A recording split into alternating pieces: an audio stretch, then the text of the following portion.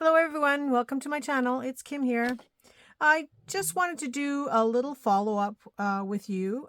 This was the book I bought at my local thrift shop, Value Village in Canada.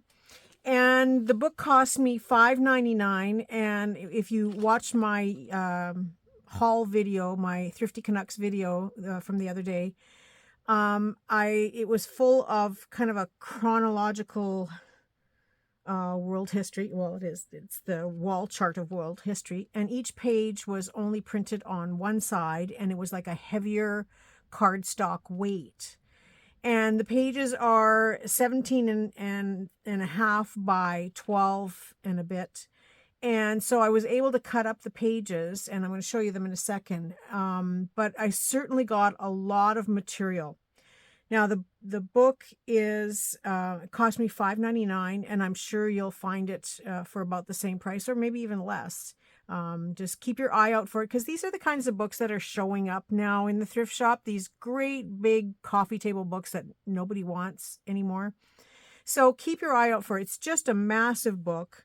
So I'm left with the cover, which is a really sturdy book board, and I will cut this up as well into other type of things. I haven't decided what or how yet, so I'm just going to leave it intact until I do. But while I was waiting for my last video to load up, I decided to start chopping it up. And this is how I get things done, and I get things off my desk as quickly as possible, because otherwise it piles up. So I'll just show you what I cut out. So I got about 107 of what I'm calling postcards, because I cut them down to 4 by 6. In some cases I had to go 3.5 by 5.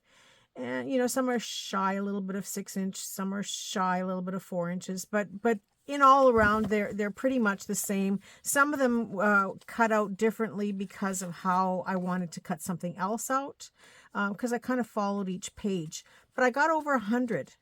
So these are postcard, and they're postcard weight. They're the same as a real postcard. And so all I have to do now is decorate the back with, you know, maybe some collage and, you know, make it look like a postcard. I've got a postcard stamp somewhere that I can use. And then these are fun little tucks that you can tuck into a journal. So yeah, keep an eye out for this book, because well worth every penny. I mean, for $6 to get over 100 postcards, you know, we'd all grab on that in a second. And then I was left with a few oddball pieces. Like I didn't want to cut this up. It's probably about 5 by 6, approximately. I think that's what it is. Actually, it's 5 by 5. But I thought it was a nice piece.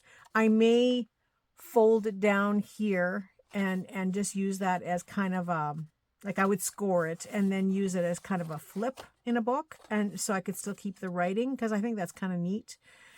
So that's kind of an idea I'm thinking of there. And it's not to say that I have to keep the images that are on here, because I will scrutinize before I actually use it to see what's on here in case there's something that I don't really like, you know, or if I've totally cut off somebody's head. Then I can still collage over top of it, but it's a good base and background to work with. And that's the same with this. You know, if this doesn't go with something in one of my journals, I may collage over top of it, but still have this little flat piece to create kind of a flip on a book page.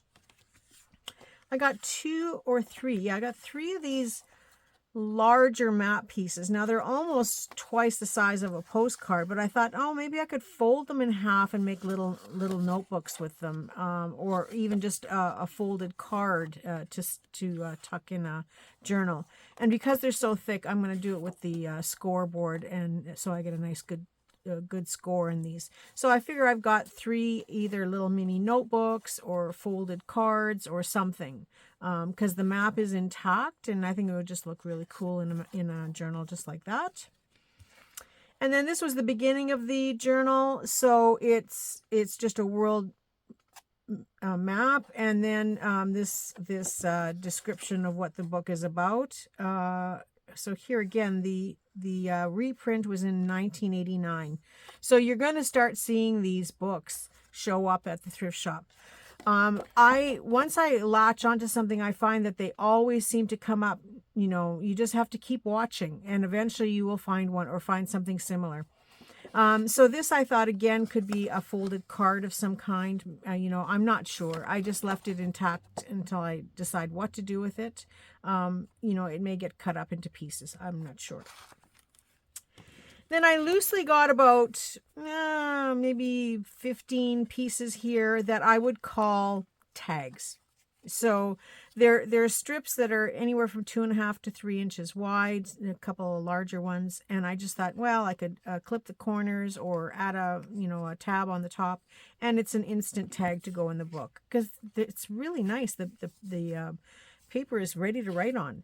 And it's not stark white. It's kind of a creamy colored white, so it could stay like that. I can draw lines on here if I want, or add a few bits of decoration. So either way, they're pretty much ready to go. And here I still left the margin on the bottom, but I can trim it off if I choose. And some of them I may decide to collage right over top of them, like greatest events of the 20th century. That might be kind of fun to put in there, except it has been chopped in half. This would certainly be very decorative to put in there, as well as this. And these were pieces that were squared off with lines, so I was able to cut it out completely so that I could tell what it was. And leaving it like this, it'll go nicely in a journal. And then this one has 2 little maps on it, so I may cut that into 2 journal cards. Again, I figured I'll just wait and see what happens.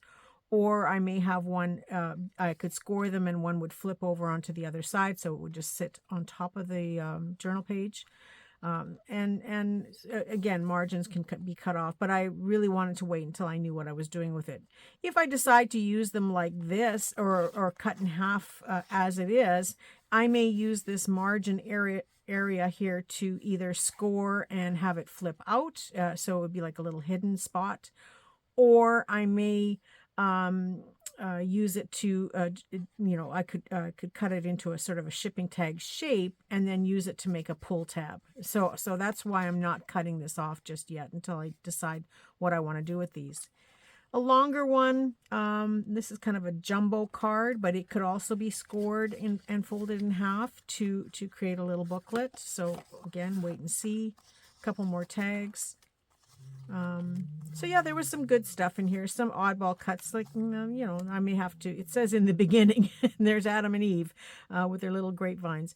So I may decide to cover stuff up on here. I'm not sure.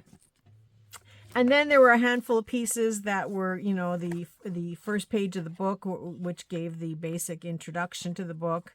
I just chopped them up into sizes that worked for me, and they're blank on the back, so they may be postcards, but I will have to decorate the front. But you know the rule. A little bit of book page, a bird, a butterfly, and a label, and you're good to go.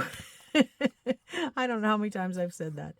And then these are just blank tags that I can collage on, and same with this, a napkin and a few little accessories, and it's ready to go.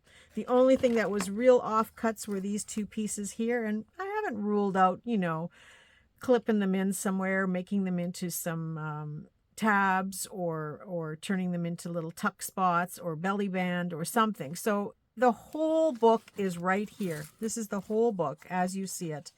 And I just thought I would share with you, so you know that when you find, when you're out there looking, you may find a book like this. You may not find the exact same book, but you might find something similar.